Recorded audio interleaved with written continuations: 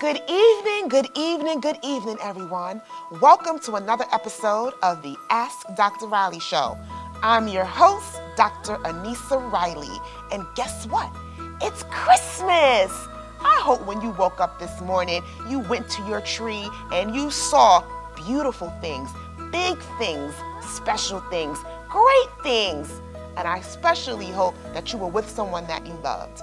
Well, I had a great morning this morning for Christmas morning, but I especially like Christmas because, as you all know, I am a self-professed God girl. And for me, Jesus is the reason for the season. So I'm especially happy. Woohoo! But for those of you who don't celebrate Christmas, happy Hanukkah, happy Kwanzaa, happy holidays.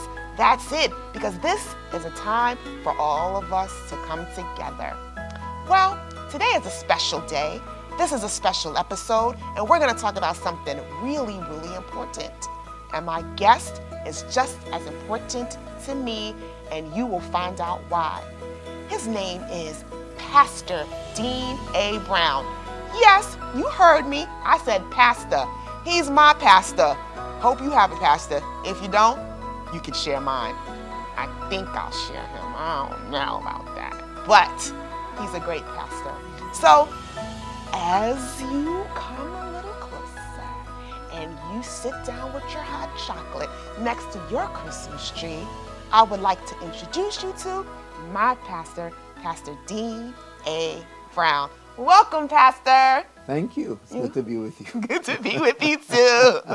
So, for those of you who don't know, or now you're going to know, my pastor, Pastor Dean A. Brown, he pastors a church in the Bronx. The name of the church that I attend, which he pastors, is Christ Alive Christian Center. So if you're looking for a good church, try Christ Alive Christian Center. You can Google it. But anyway, we're not here to talk about that. We're here to talk about an emotion, a feeling, a sense that this season brings, and that is hope. Yes, you heard me, hope. H-O-P-E. So, Pastor, what I like to do with all of my guests when we first start is to ask them to define the word that is for the show. So, Pastor, how do you define hope? Well, I just look at it from the standpoint of what the Bible means when it says hope, which is having a confident expectation of good, which simply means then you're living every single day of your life expecting that something good is going to happen to you. So even though you're in the Christmas season, when you get out of the Christmas season, when you get into another season, you're still getting up with that expectation that something good is going to be happening to you. Okay, so there are some of you out there listening that are saying, yeah, I used to wake up thinking something good was going to happen. But I've woken up so many times and nothing good has ever happened. What do you say about that? Well, I would say it's because you're allowing circumstances to define the outcome and the expectation of your life. The truth is, life happens to everyone. Someone I know says that life does not always cooperate with your plans. So we're always going to be dealing with something that is going to be challenging us, challenging our mindset, challenging our situation, challenging the way things turn out. But we must never get to the place where we are allowing circumstances to define our expectation, to define our hope, or to define what we are looking to achieve and expecting to achieve in our lives. That's a good point. You know, life does not cooperate with our plans. Doesn't always. Doesn't always cooperate with our plans. And I think that's why a lot of people today are out there looking for, you know, the abundance challenge or manifesting their goodness and all of those kinds of things. And so in this season, what would you say to people that could help them get back their hope if they are hopeless? Well, first of all, why do you exist as a human being? Why do I exist as a person? These are big questions. Okay, am I here just solely for existence purpose? Or is there a reason why I'm here? I remember learning from a wonderful man by the name of Peter Drucker. And he told the story of dealing with many corporate executives who would get into a midlife crisis. And what he said was the way he helped every single one of them was to get them to get involved in the nonprofit sector. In other words, take them from just making money and doing something of value that helps someone. And what he said that every single time they would get involved in the nonprofit sector where they're helping someone, whether they're going through challenges in life, whether they're, underprivileged, whatever it may be, when they would get there, they'd begin to find fulfillment. What I tell people is this, that if you're not doing something that is impacting someone or making a positive impact in your surroundings, then more than likely you're going to continue to feel cast down because you don't think you have any value. But the moment you begin to pour into someone, forget about yourself for a minute and your own need. Just begin to pour into someone. And as you begin to pour into others, you're going to find a sense of satisfaction begin to, to grow in you, and you're going to find contentment begins to manifest.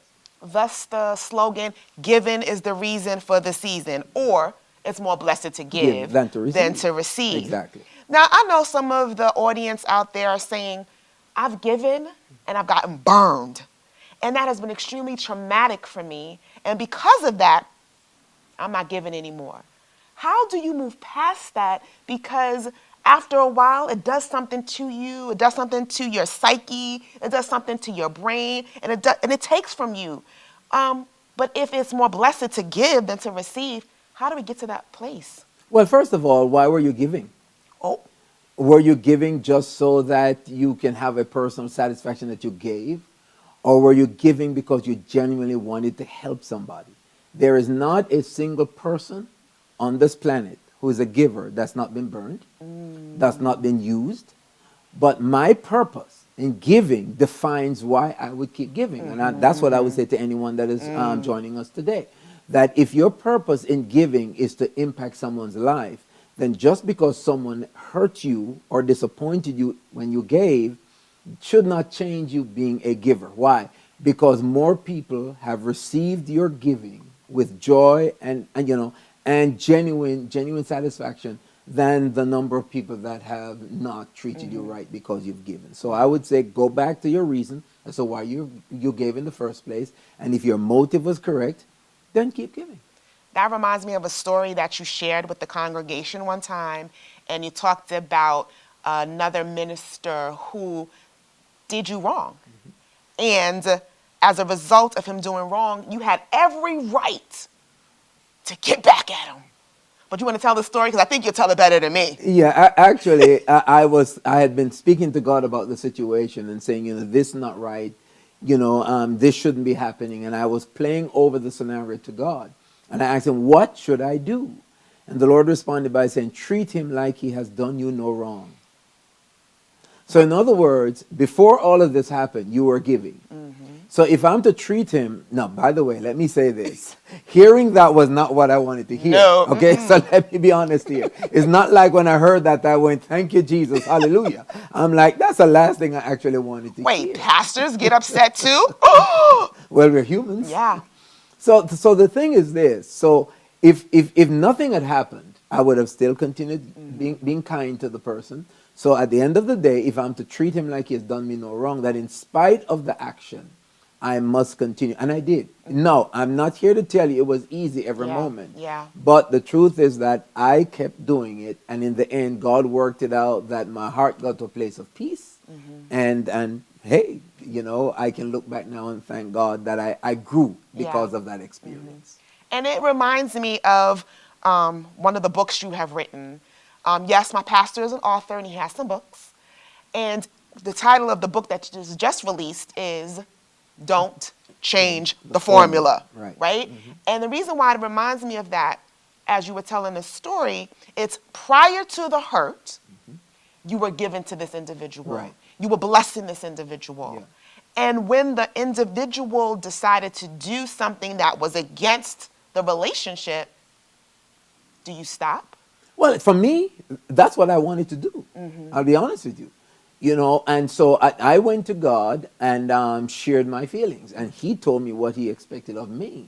And so that's why, like I said earlier, when I first heard those words, I wasn't excited. But then I made the decision to obey.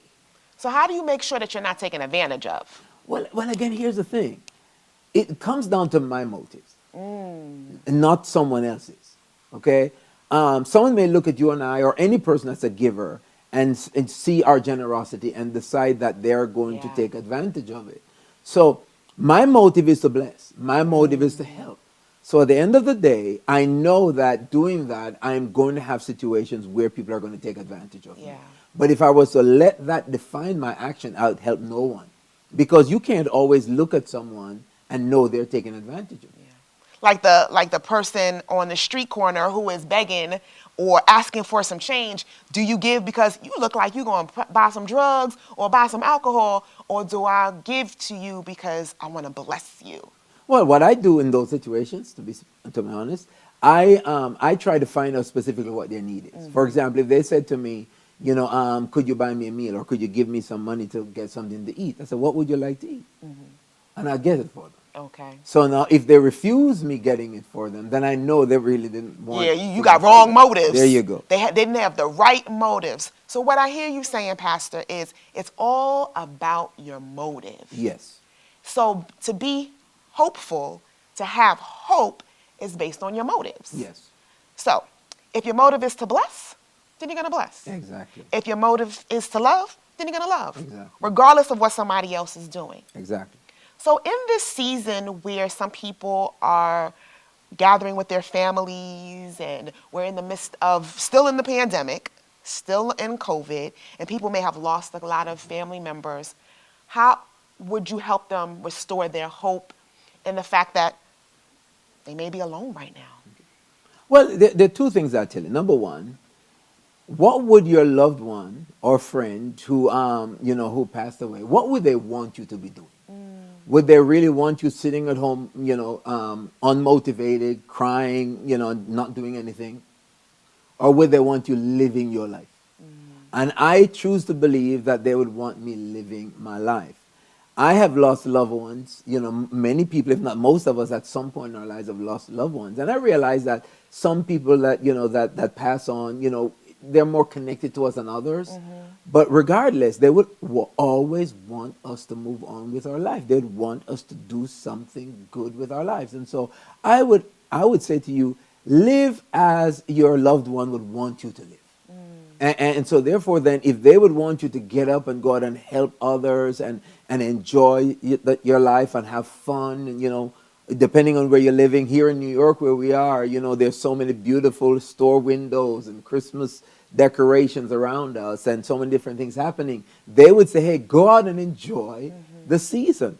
And so that means you may have to make yourself do it, because it's not always because you feel like it. It's because you need to, and it will make a difference in your life. And all of a sudden, little by little, the light begins to come back to your heart. And before long, you don't even have to motivate yourself anymore. It goes back, or you go back to being the normal you to some degree. Yeah. So, as you heard me say, my pastor is an author. He has written 2 books. And one of the books you already heard me talk about, which is Don't Change the Formula. So here is the book. Don't Change the Formula.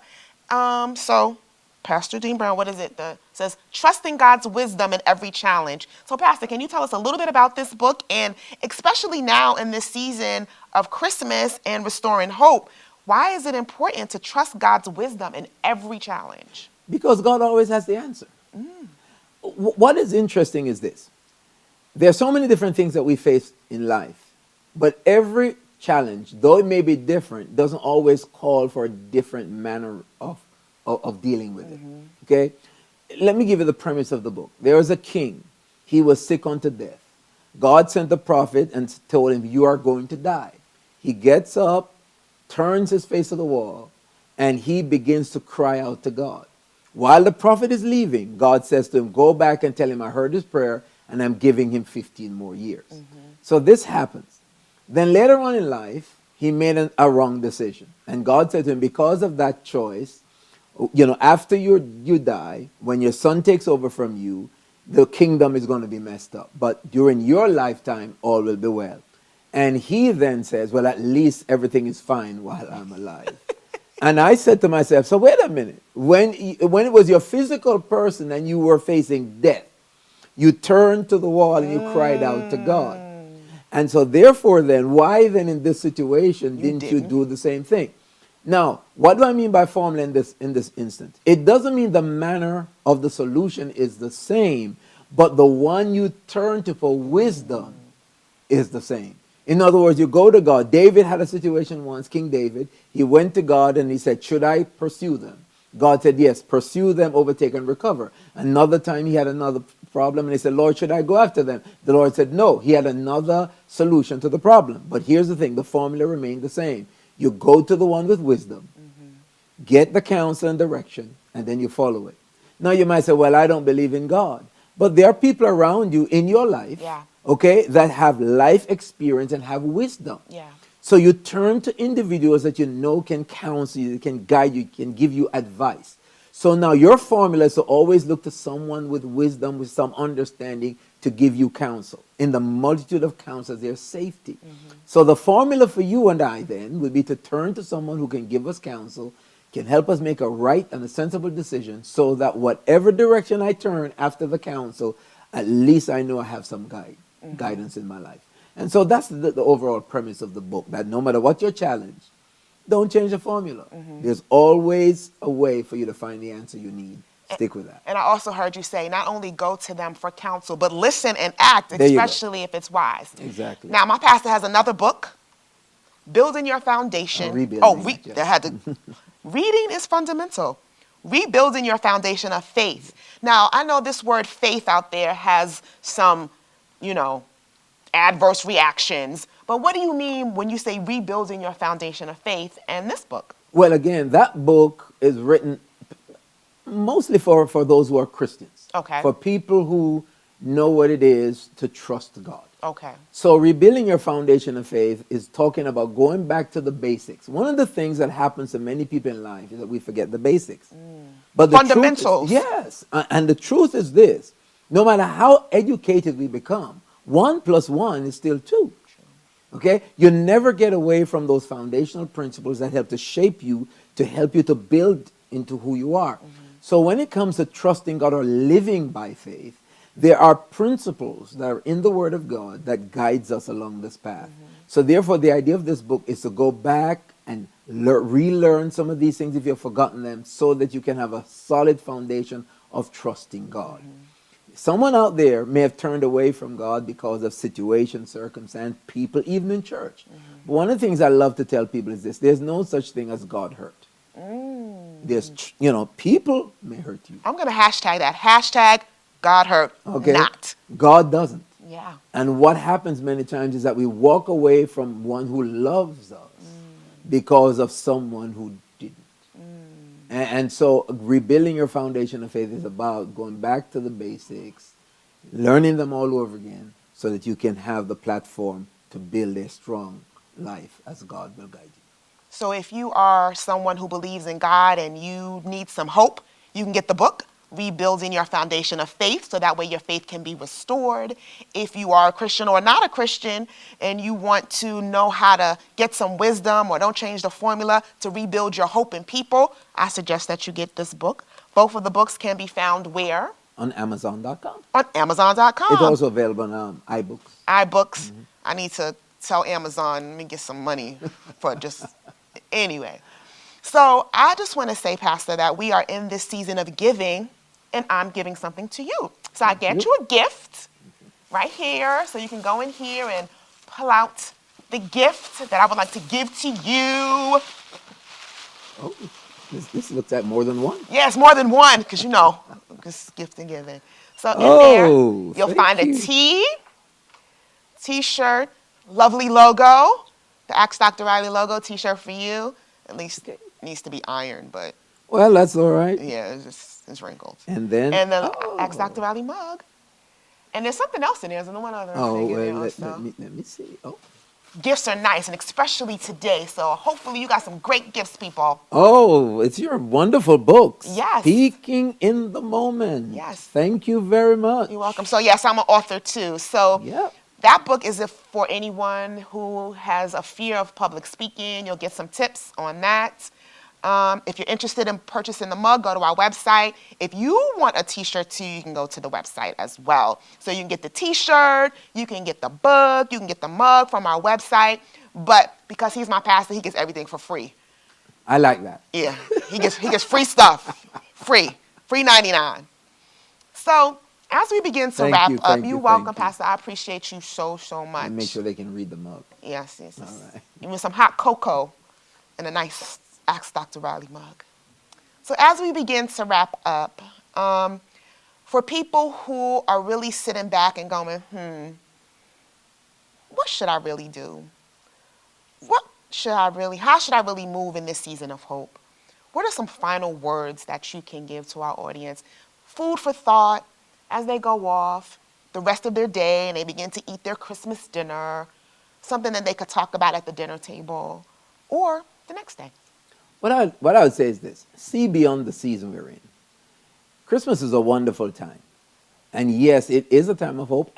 And I think also because we are approaching the end of the year Yeah. and a new year is beginning. But what happens many times, people put themselves into this little box. Okay, they make a resolution, one or two, that I jokingly say they will forget about by the second day of January. But what I love to tell people, make it a lifestyle. The things that you do in this season that stirs your joy, make it your norm every single month of the year. Okay, if you enjoy giving at Christmas, give all year long in some way or form. In other words, make it your norm so that you're not living a life where when you get into a season like Christmas, where you get all excited into the holiday season, you get all excited, and then once it's over with, then all of a sudden, the flame goes out. One saying that I've used in dealing with relationships is this, that sometimes people forget that the same gas that got the flame going is the same fuel that keeps it burning. And so what happens many times, people do wonderful things when they're courting and all of that stuff, but once they say, I do, then they stop doing them. And I often say, why stop? That's what you continue, because the thing that made a person love you, you still need to keep doing. Yeah. So the things that have made you satisfied, happy, feeling content, don't just do them during the holiday season. Do them all year round. Now you see why he's my pastor. Words of wisdom. So I guess that means I got to keep working out so I can lose some more weight. Not just spurts of working out. That's some advice for you all out there too. Well, Pastor, it's been lovely. I appreciate it. Appreciate you so much. Thank you so much for coming on my show, sharing your pearls of wisdom. Thank you for just loving on me. Like I said, maybe I'll share them with you. I don't know. I'm kind of selfish, but he's a great pastor. And if you're looking for a church, like I said, stop on by Christ Alive Christian Center in the Bronx, New York. Google us, or we'll put the information on the screen or on our website. But with that being said, Merry Christmas, Happy Holidays, Happy Kwanzaa, Happy Hanukkah, but most importantly, Happy, happy day. Make sure that when you are living this season, that you live beyond the moment, like he said, because hope is always there when you make a conscious decision and your motives are right. Well, that's it for the Ask Dr. Reilly Show. Once again, I'm your host, Dr. Anissa Reilly, and this is the Ask Dr. Reilly Show. Peace and Merry Christmas. Hey, happy holidays from the McKeeseys and OSG to Dr. Reilly and the entire cast and crew of the Ask Dr. Reilly Show. We love you. Happy holidays. Happy holidays, Dr. Anissa Reilly. So incredibly proud of you. May this season bring you and your family great joy, peace, and happiness. Hey family, this is B. Renee, and I just wanted to extend to each and every one of you a Merry Christmas and an awesome New Year. And to my friend, my girl, my buddy, have an absolutely wonderful Christmas with you and your family. That's to Dr. Reilly of the Ask Dr. Reilly Show, and a prosperous 2022. And I just want to leave you with this. Christmas time is here. Families drawing near. Oh, that we could always see such spirit through the years. Merry Christmas. God bless you. Season's greetings from the ICB Collective here in Grand Cayman, Cayman Islands. We are the ICB Girls Mentoring Program. We are ICB Girls. Our motto is, we do not look for beautiful, we bring beautiful. We bring beautiful everywhere we go. So Merry Christmas from us to you. Feliz Navidad, Eid Said, Christmas in Jaima. Merry Christmas. Merry Christmas! Happy New Year, Bobo.